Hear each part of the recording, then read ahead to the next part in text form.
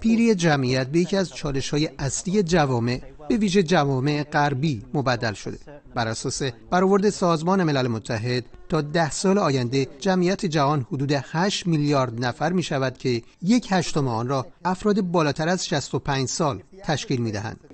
ما در موقعیتی قرار داریم که با پیر شدن جمعیت باید فرزندان بیشتری بیاوریم تا جمعیت جوان شود و موازنه جمعیتی برقرار کنیم.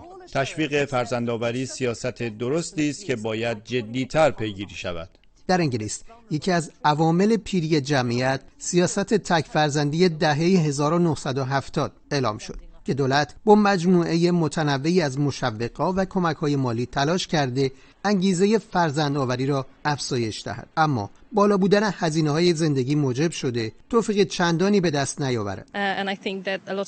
فکر می‌کنم بسیاری از خانم‌ها انگیزه کمی برای بچه‌دار شدن دارن، چون خانواده‌ها برای بچه‌دار شدن پشتیبانی زیادی نمیشن. مثلا اگه شما شاغل باشید و فرزندتون رو به مهد کودک بفرستید، هزینه زیادی داره. فرهنگ مردم در برخی کشورها به گونه‌ایه که مادربزرگ‌ها یا عمه‌ها و خاله‌ها اگه شما شاغل باشید در نگهداری کودک به شما کمک می‌کنن، اما اینجا در بریتانیا بسیاری از مردم تنها هستند و نمیتونن از خانواده‌هاشون کمک بگیرن.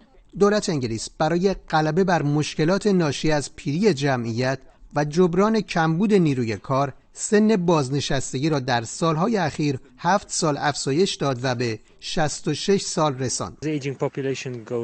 به خاطر پیر شدن جمعیت افراد فعال که قادر به کار کردن و پرداخت مالیات باشند کم شده.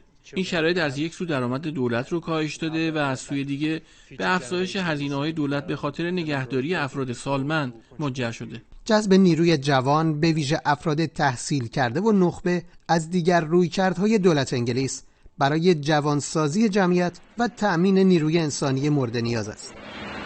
گزارش‌های رسمی منتشر شده در انگلیس نشون میده رشد جمعیت در این کشور به پایین‌ترین میزان در 17 سال اخیر رسیده. حالا دولت برای جوانسازی جمعیت به مجموعه از تدابیر و مشوق‌ها روی آورده. مجتبی قاسم‌زاده، خبرگزاری صدا و سیما، لندن.